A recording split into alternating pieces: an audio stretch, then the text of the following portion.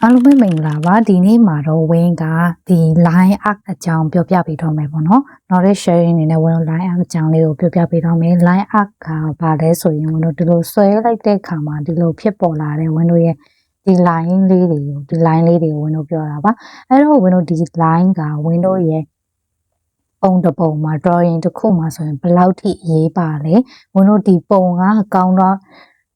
ကောင်းမကောင်းဆိုတာဝင်တို့ဒီ line arc ရဲ့ပုံတွေကိုလည်းတော်တော်များများကြည့်ကြတယ်ပေါ့နော်အဲ့တော့ဝင်တို့ဒီ line arc တွေဆွဲတဲ့အခါမှာကိုကဘယ်လိုလက်အောင်ဆွဲမှာလဲပြီးတော့ရင်ဝင်တို့ဒီ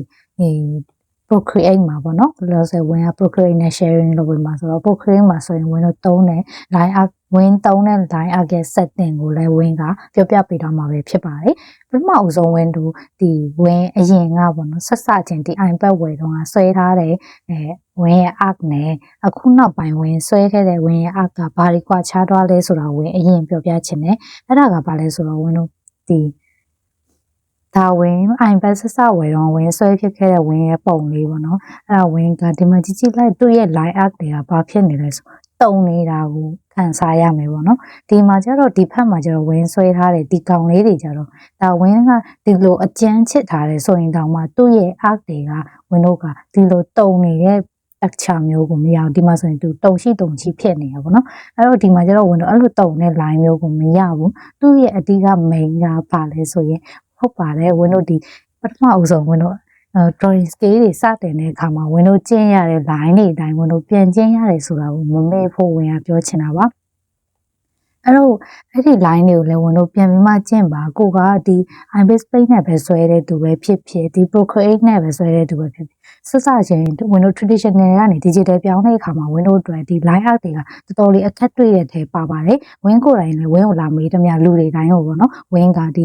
ဝင်းပြန်ပြီးမှကျင့်ခဲ့တဲ့ပုံစံကိုဝင်းအများနဲ့ sharing ဖြစ်လုပ်ပေးခဲ့တယ်ပေါ့နော်။ဘာလို့ဆိုတော့ဝင်းဒီ digital ကိုစောလေးဝင်းကသူများတဲ့ဆိုင်ပုံမှာစောပြောင်းတယ်လို့ပြောရမယ်။အဲ့တော့ဝင်းဒီ digital လေးတွေစပြီးမှကင်တဲ့အခါမှာဝင်းတော်တော်ခက်ခဲပေါ့နော်။ပြီးတော့ကိုလိုချင်တဲ့အချိုးတွေဆွဲလို့မရဘူး။ color တွေလည်းဘယ်လိုချိန်ရမှန်းလည်းမသိ။ဒါဝင်းတော်တော်လေးကိုအချိန်ကြာကြီးပေးပြီးမှလေ့ကျင့်ခဲ့ရတယ်ပေါ့နော်။ဒီနေ့အကြောင်းကတော့ဝင်းကဒီ line art အကြောင်းကိုအဓိက sharing လုပ်ပေးတော့မှာဆိုတော့ဝင်းတို့ဘယ်လိုမျိုးလေ့ကျင့်ခဲ့လဲဆိုတာလေးကိုဝင်းပြန်ပြီးမှပြောပြပေးပါမယ်။အဲ့တော့ပထမအဆုံးဝင်းကတော့ဒီ line တွေကိုပြန်ပြီးမှလေ့ကျင့်ပါတယ်။ line တွေလေ့ကျင့်တဲ့အခါမှာဝင်းရဲ့ဒီ lesson 1မှာဝင်းတို့သုံးခဲ့တော့ဒီလို line တွေအပြင်ပြီးတော့ရင်ဝင်းဒါနေ့တိုင်းဒီပါပြန်လေ့ကျင့်ပေးရနော်ဝင်း traditional မှာလည်းဝင်းကအတော်အသင့်လောက်ဆွဲခဲ့ဖူးပြီးပြီပေါ့နော်ဆွဲခဲ့ဖူးပြီး basic class လည်းဝင်းပြီးထားပြီဒါပေမဲ့ digital ကိုချက်ချင်းကြီးခုံကူးလိုက်တဲ့အခါမှာ Windows line တွေကကမောက်ကမဖြစ်ပြီးတော်တော်လေးအခက်တွေ့ပါတယ်အဲဒါကြောင့်Win ကဒီကိုလိုအခုမှစပြီးမှ digital ပြောင်းတုံးမဲ့သူတွေအတွက် line arc လေးတွေအဆင်ပြေအောင်Win ကဒီ setting Win သုံးနေတဲ့ brush setting လေးကိုWin sharing လုပ်ပေးတော့မှာပဲဖြစ်ပါတယ်ဒါကကြတော့Win သုံးနေကြWin ရဲ့ step brush liner ပေါ့နော်အဲ့တော့သူကလုံးဝ stabilization ကိုဝင်းကအများကြီးမတင်ထားဘူးပြီးတော့ဝင်တို့ခဲတားနဲ့ကျင့်တာရတဲ့ပုံစံမျိုးရတဲ့အထိကိုဝင်းကအမြဲတမ်းဒီမြင်းဖြောင်းတွေဆွဲကျင့်တယ်ပြီးတော့ဝင်တို့ဒီ stabilization တွေမသုံးဘဲနဲ့ကိုဒီ soft wine တွေဆွဲကျင်တယ်ပြီးတော့ရင် Windows ရဲ့ဘဲဥပုံတွေဆွဲကျင်တယ်ဒီ digital မှာဆိုရင် Windows ကဒီလိုမဖြောင်းနေတဲ့မြင်းကို Windows ဖြောင်းအောင်ဒီ edit line တွေပေါ်အောင်တုံးပြီးမှဆွဲလို့ရတယ်ဆိုပေမဲ့ကိုယ့်ရဲ့လက်သားတွေပုံမှန်အတိုင်း Windows အဖြောင်းဆွဲနိုင်အောင် soft wine တွေဆွဲနိုင်အောင် Win ကတော့ဒီလိုအဖြောင်းလေးတွေကိုလက်တံလေ့ကျင့်တာပဲဖြစ်ပါတယ်အဲ့တော့ Win လို့မျိုးအဲ့လိုမျိုးလေ့ကျင့်ဖို့မပြင်းဖို့ Win ကပြောချင်ပါတယ်ပြင်းတာဆိုတာတဲ့ Windows ဒီဆက်စပိုင်းခက်တဲ့အခါမှာလွယ်လွယ်နဲ့လက်လျှော့သွားကြရပါတော့အဲ့တော့ဒီ traditional နဲ့ digital ကိုပြောင်းပြီးမှကင်ချင်တဲ့သူတွေWin ပြောချင်တာကအစားကနေပြန်လေ့ကျင့်ပါပြီးတော့အခု Procreate နဲ့ဆွဲကျင့်မဲ့သူတွေဆိုရင်ဒီအခု Win ပြတဲ့ပန်ပေါ့နော်ဒီ pan setting လေးကိုWin နဲ့အတူတူလိုက်ပြီးမှချိန်ကြည့်ပါဒါကတော့Win သုံးနေကြWin ရဲ့ setting လေးကိုWin ပြပေးမယ်ပေါ့နော်ဒါ Win ချက်လိုက်တော့မယ်နော်ဒီဘက်ကပုံလေးWin တစ်ချက်ဖြောင်းလိုက်မယ်တော့ဒါ Win သုံးနေတဲ့ setting လေးပေါ့နော် setting လေးမှာဆိုရင်ဒါ Win ကိုလာမေးရတူတော်တော်များများWin ပြန်မပြောပြပေးလေးရှိရပါဆို Win ကိုလည်းအခက်ကြုံခဲ့တာဖြစ်တဲ့အတွက်ကြောင့် Win နဲ့အတူတူစူးစမ်းချင်တဲ့သူတွေဒီဆိုရင်ဒီလိုအခက်ခဲမျိုးမဖြစ်အောင်Win ကဒါကို knowledge sharing အနေနဲ့ပြောပြပေးရပဲဖြစ်ပါတယ်အဲဒါကြောင့်Win ကဒီမှာ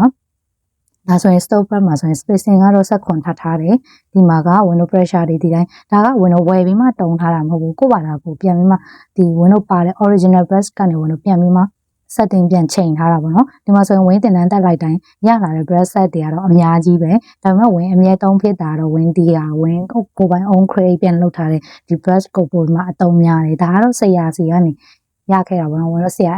SL ဒီ digital portrait ဆွဲတဲ့ဆရာပေါ့နော်အဲ့ဆရာကနေရခဲ့တာဒါပေမဲ့သူ့ကိုတော့ win ခုနောက်ပိုင်းတိတ်မတုံဖြစ် win ငယ်တင်တန်းမှလည်း win တင်ပေးတာဒီနှစ်ခုနဲ့အတင်များတာဆိုတော့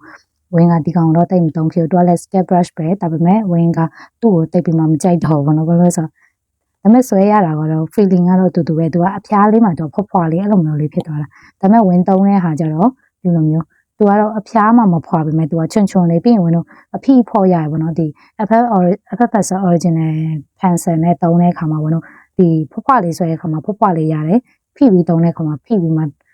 ထင်းတယ်လိုမျိုးရရပါတော့အဲ့တော့ win ကဒီ original setting မှာပါတယ်ဝင်တော့ in ထဲကိုတွားပါမယ် win setting လေးတွေချိန်ပြမယ်နော် in ထဲကိုတွားမယ်တွားပြီးရင် technical pen ကိုဝင်တော့ duplicate လုပ်ပါမယ် duplicate လုပ်တဲ့ပုံစံက win ဒီတိုင်းလေးလုပ်ပြမယ်နော်အဲ့တော့ဒီလိုပုံစံလေးလုပ်ပြန်ဘာလို့ဆိုဒီ original pen ကိုတွားပြီးမှဝင် edit မလုပ်ချင်ဘူးဒီတစ်ချိန်ချိန်ကျရင်ကိုကဒီဟာကိုပဲပြန်ပြီးမှတောင်းချင်တဲ့ခါကျရင်အခက်တွေမှာဆိုလို့ဝင်လို့ duplicate လုပ်ပြီးမှဒီထဲကိုပဲဝင်လို့တွားပြီးမှ setting ချိန်ပါမယ် setting ချိန်တဲ့ခါမှာလည်းဒီမှာဝင်လို့ stop brush ထဲမှာထားရမယ့် setting လေးတွေရှိပါတယ်ဗီဒီယိုလေးနဲ့ရှေ့ထားမယ်ဆိုရင်တိခံပြီးကြည့်ပြီးကိုဝင်ပြောချင်ပါတယ်ပထမဆုံးဝင်လို့ဒီ setting လေးကတော့ဒီ spacing က window က7လောက်ထိပြောင်းထားပါမယ်ဒီ spacing stop brush ထဲမှာနော် stop brush ထဲမှာဝင်လို့7လောက်ထိပြောင်းပြီးမှထားပေးပါမယ်ဒါဆိုရင်ဝင်လို့ဒီ setting အတွက်က okay ပြီပြီးရင်နောက်တစ်ခုပြောင်းမယ် stabilization မှာကျတော့ window ကဒီ amount ကိုကျတော့6လောက်ထားပါမယ်9 10 15အဲ့လောက်ထိထားလို့ရတယ် pressure ကိုတော့လုံးဝ0ထပ်ထားပါမယ်အဲ့ဒါပြီးတော့ဝင်တော့ဒီအောက်က stabilization အမောက်မှာ33ကျတော့ဝင်ကအရန်ကြီးမသုံးစေချင်ဘူး pan pressure နဲ့တူအောင်ဝင်လို့ခဲတံနဲ့ရတဲ့ကျင့်တာမျိုးရအောင်လို့ဝင်ကတော့ဒီကောင်မှာ14ရာခိုင်နှုန်းပဲထားပါမယ်ဒီအမောက်ကိုလည်းသူနေ၎င်းဝင်လို့15လောက်ပဲထားပါမယ်နော်အဲ့လောက်ပဲထားမယ်ပြီးရင် tab မှာကျတော့ဝင်တို့ကဒီထိပ်ဖြာချွန်တာလေးကိုအလစ်တဲလေးပြန်ပြီးမှနည်းနည်းလေးထဲကိုဝင်ပေးလိုက်ပါမယ်ဒီလိုပုံစံလေးတော့မယ်နော်အဲ့လိုပုံစံလေးရတော့ပြီးတော့ရင်ဝင်က side တွေကိုတစ်ချက်လျှော့လိုက်မယ်ဒီမှာဆိုရင်လည်းဝင်တော့ side ကိုလုံးဝလျှော့လိုက်မယ်ဒီ tip ထိပ်ကိုလည်းလျှော့လိုက်မယ် pressure ကိုကျတော့ဝင်တော့အပြည့်ထားမယ်ဟုတ်ပြီနော် pressure ကိုဝင်တော့လုံးဝဒီဖိပြီးမှဆွဲလိုက်ရင်ဖိပြီးမှပေါ်လာတဲ့ texture မျိုးရအောင်လို့ဝင်ဒီ pressure ကိုကျတော့အပြည့်ထားပေးပါမယ်အဲ့တော့ပြီးတော့ဝင်တော့နောက်တစ်ခုထပ်သွားမယ် shape မှာကျတော့ဝင်တော့ change စရာတော့မရှိဘူးနော် shape မှာဝင်တော့ change စရာတော့မရှိဘူးဒီတိုင်းပဲတုံးရင်ရရင်နော်ဒီမှာအကုန်လုံးက is okay အကုန်လုံးရပြီပြီးတော့ဝင်တော့နောက်တစ်ခု gradient မှာလည်းဝင်တော့ပြောင်းစရာပါရှိလေဆိုရင်ဒီမှာကျတော့ window ဒီ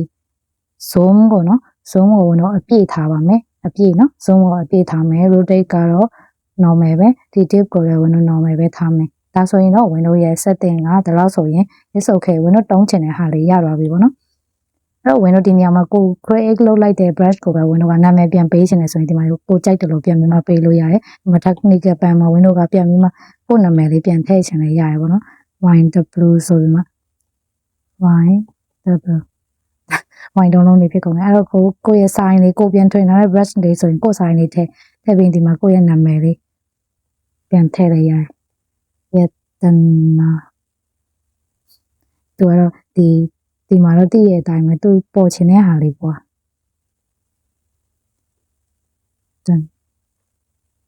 ရပြီဟုတ်ပြီနော်အဲ့ဆိုရင်ဝင်တော့ဒီဖက်မှာ done ဆိုတာလေးကိုနှိပ်လိုက်ရင်ဝင်တော့လိုချင်တဲ့ setting လေးရလာပြီပေါ့နော်ဒီမှာဆိုရင်ဝင်တော့ win ချိန်ပေးထားတဲ့ setting တိုင်းဒီမှာရပြီအဲ့ဒါဆိုရင်ဝင်တော့ဒီမှာစပြီးမှသုံးကြည့်အောင်ဒီမှာဆိုရင်ဝင်တော့ site လေးနည်းနည်းလေးဒီမှာဒီတိုင်းလေးသူကတော့ scalper ဖြစ်တဲ့အတွက်ကြောင့်ဝင်တော့အကြီးတော့တွားလို့မရဘူးဒီညမှာဝင်တော့ဒီမှာဖိပြီးမှဆွဲလိုက်ရင်ကြီးလာတယ်ပြီးတော့ဖော့ပြီးဆွဲလိုက်ရင်တေးသွားတယ်အဲ့လိုပုံစံမျိုးပေါ့နော်အဲ့ဒါအောင်မှ window က stabilization နည်းနည်းလေးပို့ပြီးမှထည့်ချင်ရင်အဲ့ထဲမှာပဲ window ခဏကပြင်ခဲ့တဲ့ဒီ stop brush ရဲ့အောက်မှာ stabilization ရှိတယ်အဲ့ဒီမှာ window ဒီ amount လေးကိုနည်းနည်းလေးတင်လိုက်ပေါ့နော်အများကြီးတော့တင်ပြီးမှတော့ဝင်ရတော့မဆွဲစေချင်ပါဆိုအကွေးအကောက်တွေဆွဲတဲ့ခါကျရင်အရင်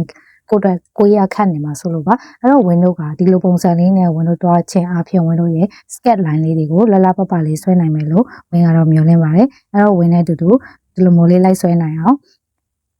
win နဲ့တူတူဒီ setting လေးကိုချိန်ထားပါတော့နောက်ပတ်ဒီမှာလည်း win ကဒီ digital နဲ့ပုံလေးတွေစပြီးမှပညာဒါန sharing တွေလုပ်ပြီးတော့မှဖြစ်တဲ့အတွက်ကြောင့်ဒီ setting လေးကို win နဲ့တူတူချိန်ထားပါတော့ဒီ class တွေလည်းမတက်ချင်သေးဘူးပုံလေးတွေလည်းလိုက်ပြီးမှဆွဲကြည့်ချင်တယ်ဆိုတော့လူတွေအတွက် win က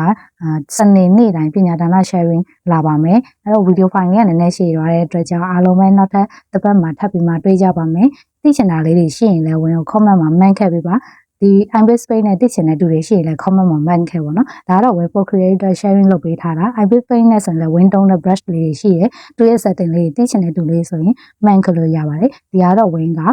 creator sharing လုပ်ပေးထားတာပါအားလုံးပဲနောက်တစ်ပတ်မှာထပ်ပြီးမှတွေ့ကြပါမယ်အားလုံးပဲတာ